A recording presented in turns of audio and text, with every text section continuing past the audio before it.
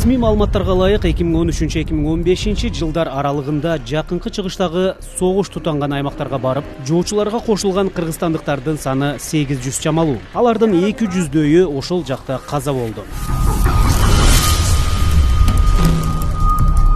Укук коргоо органдарынын версиясы боюнча, кеткендердин арасында диний көз карашынан улам аттангандар менен кошо экстремисттик топтордун азгырыгына алданып, кайда кетип жатканын билбей эле Сирияга барып калгандар бар. Ал жактагы кыргызстандыктардын 150гө жакыны кыз келиндер экени айтылат. Бирок кетип калгандардын жакындарынын эсебинде аялдар 400дөн көп болушу ыктымал.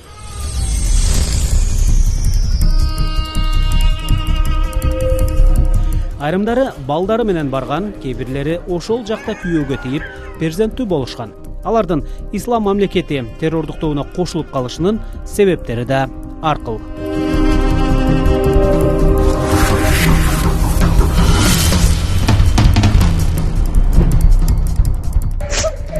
Seni canım, senin pidin azar mı nene canım? Мамочка, мама.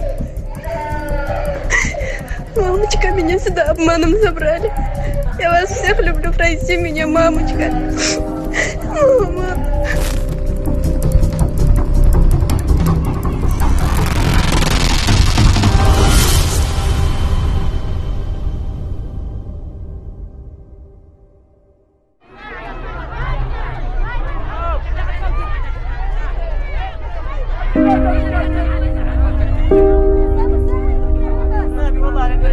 Сириянын түндүк чыгышындагы лагерлерде, Ирактагы түрмөлөрдө мекенине кете албай жаткан кыргызстандык аялдар жана балдар бар экени белгилүү.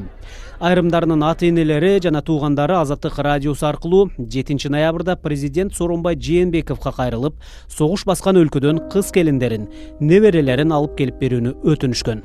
Азаттыкка келгендер Ысык көл, Чүй облустарынын жана Бишкек шаарынын тургундары болчу. Андан соң Ош жана Жалал Абад облусунун жашоочулары да кайрылып жардам сурашты.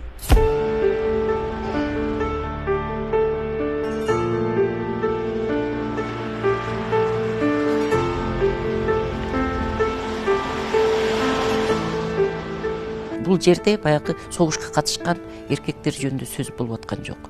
Бул жерде аялдар, энелер, анан кийин балдар, айрыкча жетим балдар, жарадар болгон балдар жөнүндө сөз болуп атат да.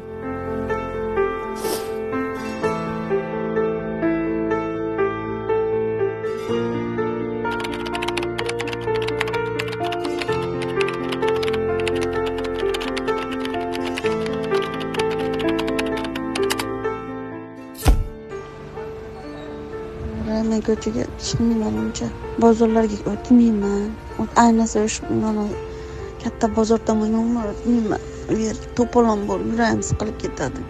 Borsam siqilib qolaman, ko'rib odamlarning ahvolini ko'rib. Bu yerdagi odamlarni ko'rsangiz bir yovvoyi bir narsa deysiz. O'chir hamma charchadim bu yerlardan. Bugun shu uydagi haymamni to'g'riladim. U yoq bu yoq qiyshayib ketgandi, jirtilib ketdi, kichkina joylari u yerlarda jamab ashtan qilib o'tirdim. Bolalarimga tomoq osh berib, chichitsa qaynatib berdim.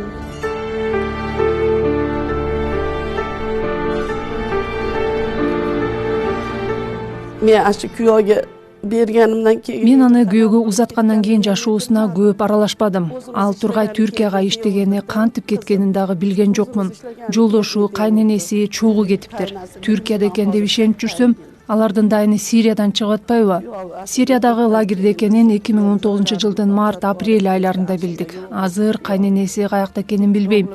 Күйөөсү жардырууда өлгөн. Кызым 2 уулу менен кеткен эле. Ал жакта дагы бир уулду болуптур. Азыр 3 баласы менен отурат. Телефондо сүйлөшкөнүмдө, апа, мен мындай болорун билбедим эле. Бул жерлер түшүмө да кирген эмес. Бул жактагы абал тууралуу сизге мурда эле кабар бергенге мүмкүнчүлүгүм жок болчу деп айтат.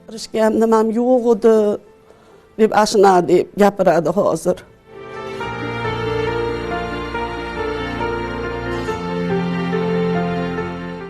Ularda mındaqa palatkani hayma der ekan. Алар баш калкалап отурган чатырды хайма деп коюшат экен. Кечээ күнү жамгыр жаап, суу өтүптүр. Бороон болуп чатырларды учуруп кетиптир. Балдарын төшөнчүгө уруп сакташыптыр. Ошол сүрөттөрүн жиберди. Meni hozir o'ranib o'tirgani ham bor o'zimda.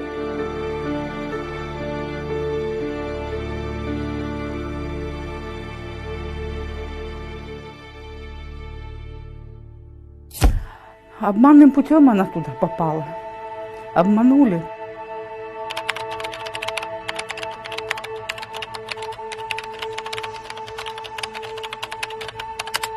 У меня дочь с 90-го года. Она уехала в Турцию на заработки, там вышла замуж. Кызым 1990-жылы төрөлгөн. Түркияга иштегени кетип, 2008-жылы ошол жакта түркиялык жаранга турмушка чыккан. 2011-жылы уулду болгон. 2013-жылы кызым мекенине келип кеткен. Кийинчерээк жолдошу менен көп жаңжалдаша баштады. Күйөөсү аны көп токмоктоду. Тапанча менен коркуткан учурларын өз көзүм менен көргөн элем. 2014-жылы кызым үйдөн качып кетиптир. Дайынын таппадык. 8 айдан кийин гана өзү телефон чалып, Сирияда экенин айтты. Ошол жактагылар кызымды башкага турмушка беришти. Ал күйөөсү Сириядагы кол салуулардын биринде өлдү. Кийин дагы башкасына тийди. Анысы да өлдү. И вот до 4-го раза она вышла замуж, и всех убивают. В общем, она попадает в тюрьму на 9 дней. Кызым түрмөгө да түштү. Азыр Ал-Холь деген лагерде. Кызым ал жерде чыныгы тозокту көргөнүн айтат. Жайында аябай ысык. Эми күн сууп балдар үшүп жатышат. Бийликтен аларды алып келип беришсин деп суранам. Кызым телефондо көп сүйлөй албайт. Алданып калдым деп айтат. Кантип алданганын сүйлөгөндөн коркот. Андыктан урматтуу президентибиз Сооронбай Жээнбековдон суранам. Баардык ата-энелердин атынан суранам. Балдарыбызга мекенине кайтып келүүгө жардам бериңиздер. Президенттен башка эч ким жардам бере албайт. Просим, пожалуйста, помогите нашим детям вернуться домой. Кроме него никто не поможет нашим детям.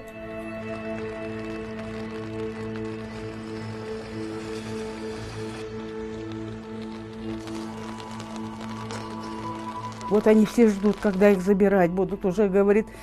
Алардын баары бизди качан алып кетишер экен деп күтүп отурушат. Казакстан, Өзбекстан жарандарын алып кетүүдө. Биз эч кимге керек эмеспизби деп жатышат. Алар каяка барып кимден жардам сураганды билишпейт. Ошондуктан телевидение аркылуу президентке кайрылып жатабыз.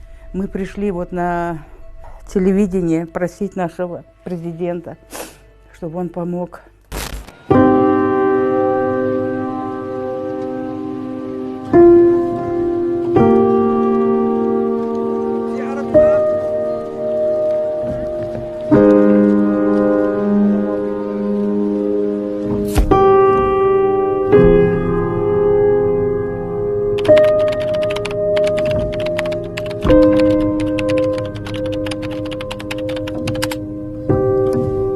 Мен 6 жылдан бери эле жашоом ый менен эле келтам, ыйлап келтам. Кечке эле ошо кызымды эстейм. Ошо кызымдын балдары да ошол жактан кайтыш болуп калганда, аларды да угуп алып, аябай ыйлап, ошолордун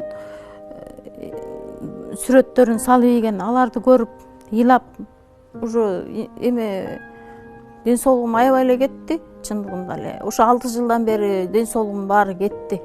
Ошо басып жүрсөм деле азыр деле ошо ыйлайм ичимен, бирок көп деле элге мындай эми чыгарып ыйлабайм, ичимден бук болуп жүрөм, бук болуп ыйлайм.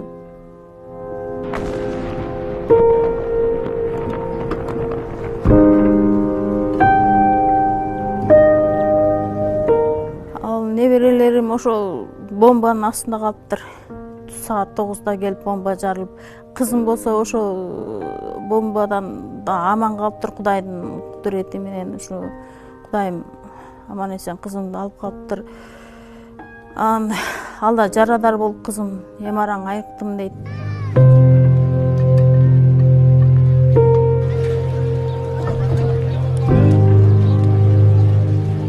Ошо Сирияга кеткен, Ирактын түрмөсүндөгүлөр боюнча 2018 жылдын март айларында Россиянын бир газетасы жазып чыкканда, Иракта Багдадтын түрмөсүндө кыргызстандык аялдар отурат, өлүм жазасына тартылган деп. Анан кийин фамилиялары чыккан экен. Ошо фамилияларына карап, анан мен ошолордун туугандарын биринчи өзүм издедим. Ошо эки аял жөнүндө жазылган, бирөөсүнүн 5 баласы, бирөөсүнүн 4 баласы менен ошо Ирактын түрмөсүндө деп. Анан издеп таап туугандарын, алар менен сүйлөшүп, ошондон башталып калды да.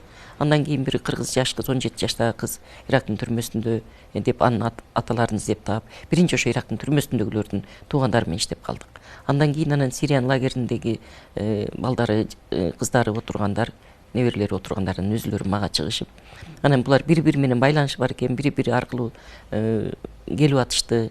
Мен биринчи ошо саны 39га жеткенде, биякта үй бүлөнүн саны 39 болгондо, анан кийин президентке кат жаздым да, көп экен деп. Азыр бүгүнкү күндө 121 адамдын үй бүлөнүн арыздары бар.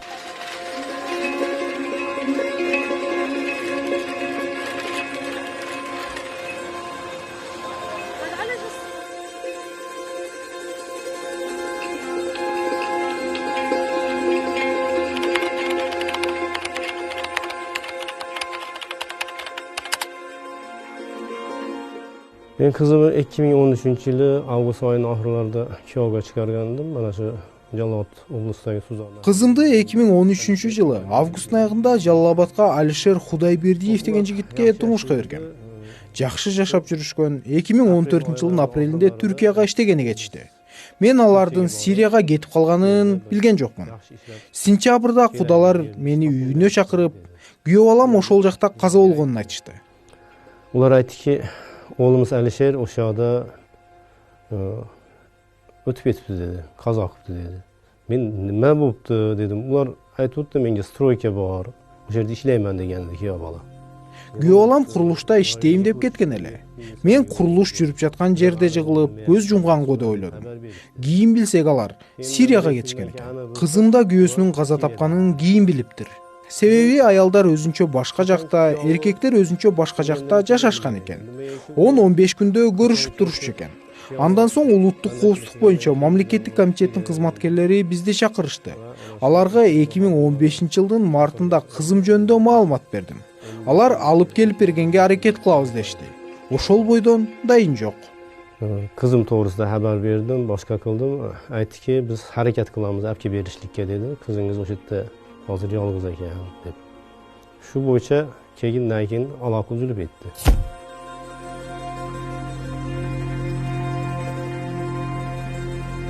Тут все накопилось, я больше ничего.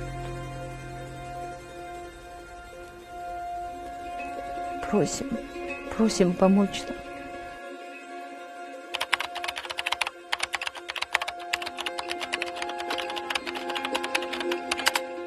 После 8 класса она стала сильно... 8 классты бүтүргөн соң динге аябай кызыга баштады. Менин апама келип, дин жөнүндө сурап, чыныгы мусулман болгусу келерин айтар эле. Анан эле кара хиджаб кие баштады. Бейзаны тилдеп, кара чүпүрөккө оронбой эле намаз окуй берсе болорун, чыныгы мусулман болуш үчүн чүмкөнү шарт эместигин түшүндүрдүк. Макул болуп, андай кийимдерди кийбей калды. Өгөй атасы аябай динчил киши эле. Ошол кишинин деле таасири болгондой сыягы. Өгөй атанын туугандарынын бирине турмушка чыкты. Күйөөгө тийгенде аябай жаш болчу. 2 балалуу болгондо ажырашты.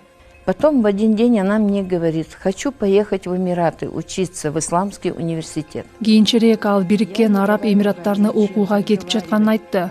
Ал жакта орус тилдүү бала бакча бар экен деп балдарын да алып кеткен. Шарттары жакшы болчу, сүрөттөрүн жөнөтүп турду. Жарым жылдан соң Түркияга кетип жатканын, окууну ошол жактан улантаарын айткан. Ошо менен бүттү, дайыны чыкпай калды. 3 жыл күттүк. Кийин Сирияда экени билинди. Алар жардырууларда жок болду деген сөздөр тарады.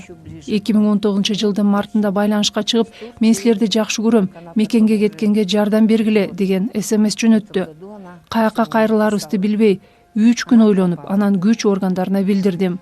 Кызымды алып келем деп артынан энеси да кеткен. Ал деле артка кайта албай ошол жакта калып калды. Погибли все под бомбежками.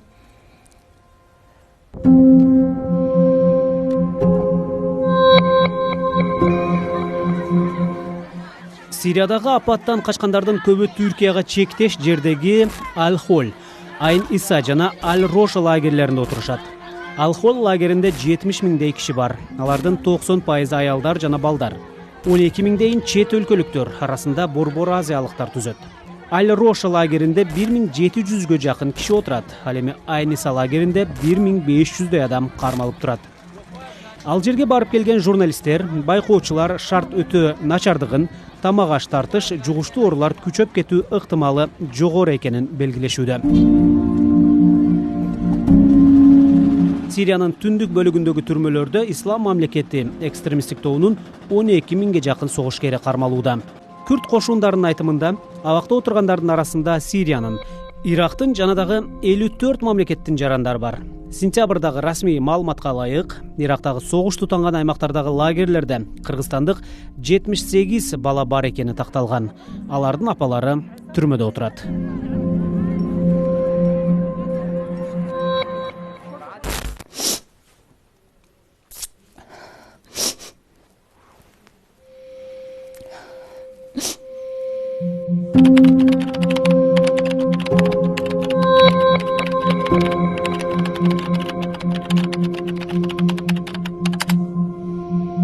Türkiye'de İzmir'damiz deb xabar qildi. İzmir'de ekandi de şu Türkiyanın İzmir шаарындабыз деп кабар беришкен. 2013-2016 жылга чейин телефондо сүйлөшүп жүрдүк. Измирде экенине ишенгенбиз. Кийин байланыш үзүлүп калды. 2019 жылдын жай мезгилинде Кызыл Чырым уюмунан 2 адис биздикине келип, неберелериңизди алып келсе кабыл аласыздарбы деп сураганда гана балам Иракта экенин билдим. Ага чейин билген эмеспиз. Balamız Irak'da eligini bilip olduydı. Ungacha bilmagan edik.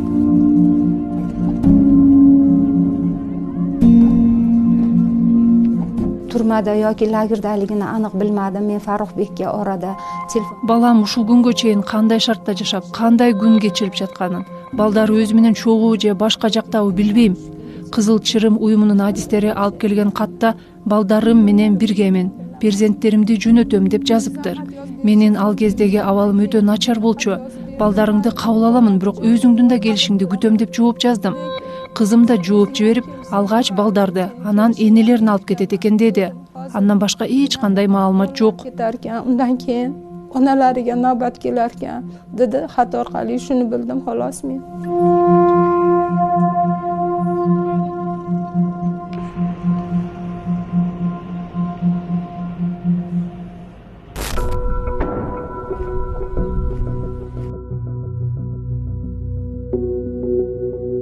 Борбор Азия өлкөлөрүнүн ичинен Казакстан 2019 жылдын башынан бери Жусан операциясынын алкагында Сирия жана Ирактагы согуш аймактарынан 600 жаранын кайра артка кайтарып келген. Алардын 3төн 2си балдар. Кайтарылгандардын арасынан бир тобу териштирүү иштеринен кийин сот жообуна тартылды.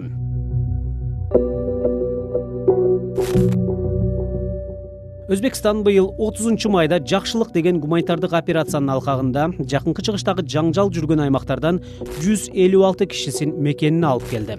11 октябрда да Ирактан 64 бала, арасында 2 ымыркай Ташкентке кайтарылды. Тажикстан болсо 30 апрелде Ирактан 84 баланы артка кайтарды. Көбүнүн энелери Ислам мамлекети террордук тобунун мүчөлөрү катары соттолуп, Иракта жазасын өтөп жатышат. Кыргызстан жакынкы чыгыштагы уруш аймактарынан өз жарандарын алып чыга элек. Кыргыз өкмөтү тараткан маалыматка караганда, Сириядагы качкындар лагеринде кармалып жаткан кыргыз жарандардын дайынын тактоо, Ирактагы кыргызстандыктарды мекенине алып келүү үчүн эл аралык уюмдар менен сүйлөшүү Кыргызстандын Түркиядагы дипломатиялык корпусу аркылуу жүрүп жатат. Өкмөттө вице-премьер-министр Жеңиш Разаков баштаган жумушчу тобу түзүлгөн. Анын жыйынтыгы азырынча маалым эмес. Азаттык радиосунун бул темада өкмөттөн комментарий алуу аракетинен майнап чыккан жок. Бийлик бул жаатта жүрүп жаткан иштер купуя кармалышы керек деген жүйөнү келтирүүдө. Азаттык радиосу бул маселеде бийликке үнүн жеткирүүнү сурангандардын кайрылуусун президенттик аппаратка жолдогон. Президенттик аппарат аны улуттук коопсуздук боюнча мамлекеттик комитетке жиберип, 2 декабрда атайын кызматтан төмөнкүчө жооп келди. Сиз кайрылган маселе боюнча тийиштүү мамлекеттик органдардын өкүлдөрүнөн турган эксперттик топ тарабынан Сирия Араб Республикасынын лагерлеринен Кыргыз Республикасынын жарандарын кайтаруу боюнча чаралар каралууда. Качкындар лагерлериндеги адамдардын жарандыгын аныктоо жана аларды кайтаруу багытындагы иштердин экинчи фазасы өтүп жатат. Анын жыйынтыгы боюнча кошумча маалыматтар берилет.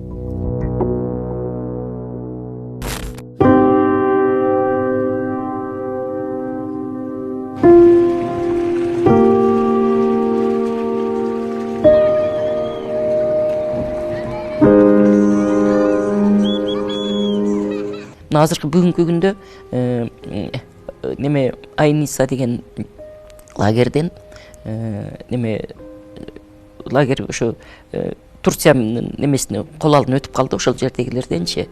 Анан азыр Турциянын расмий бир маалыматын алып калдым. Ошо бир топ өлкөлөрдөн келиндер, балдар бар экен, жарандар, ар кайсы өлкөлөрдүн. Анан ошо Кыргызстан жөнүндө 23 жаран Кыргызстандыкы биз жөнөтөбүз Кыргызстанга деп ошо маалымат жүрөт да. Анан эми ошол боюнча дагы биздин дипломаттык корпустар, өкүлчүлүктөр, Тышкы иштер министрлиги бир иш алып барып аткан болсо керек деген үмүттөбүз.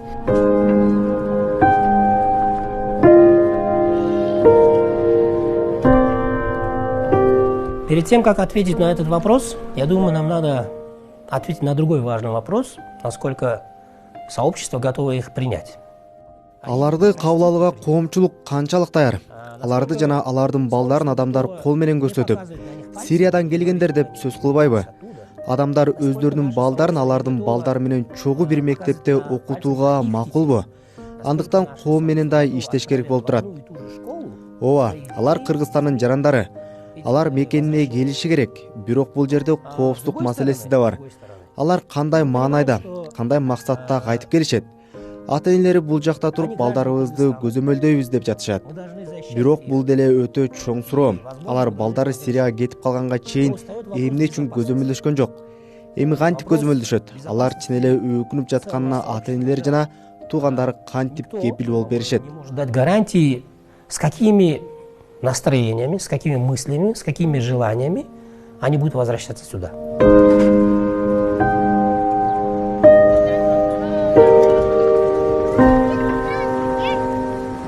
Алар алданып кеткен кыз келиндер. Алар мекенине келип кантип террорчулук кылмак эле? Жаш балдар кантип террорчулук кылмак эле? Они не террористы. Алар террорчу эмес. Алар согушкан жок. Өздөрүнүн жана балдарынын жанын сактап калыш үчүн турмушка чыгып бала төрөштү. Алардын күнөөсү ушул. Суранам, аларды алып келгенге жардам бергиле. Балдарын күтүп боздоп отурган энелердин ыйын угуп койгула. Башка айтар сөзүм жок. Жардам сурайбыз. Ждут своих детей. Эне катары өзүм деле күнөөлөйм, бирок мага такыр билгизген жок, кетем деп да айткан жок, бияка барам деп да айткан жок. Кызымчы мага билгизбей эле кетти да. Эгер билип, эгер мен деле ушу кызым Сирияга кеткенде, Сирияны ошондо билиптирмин, ошондой шаар бар экен. Кызым мен Сириядамын дегендечи. А мен ага чейин Сирияны деле билбептирмин. Мен көп комментарийлерди окуйм. Беларуста, Орусияда мекенине алып келинген жарандар жөнүндө пикирлерде агрессия дээрлик жок. Ошол келиндерге, балдарга жакшы каалоо айтып, туура жолго түшүп алышын тилешет. Бизде жазылган комментарийлерди окуп таң каламын. Аларды өлтүрүп салыш керек, алып келбеш керек дешет.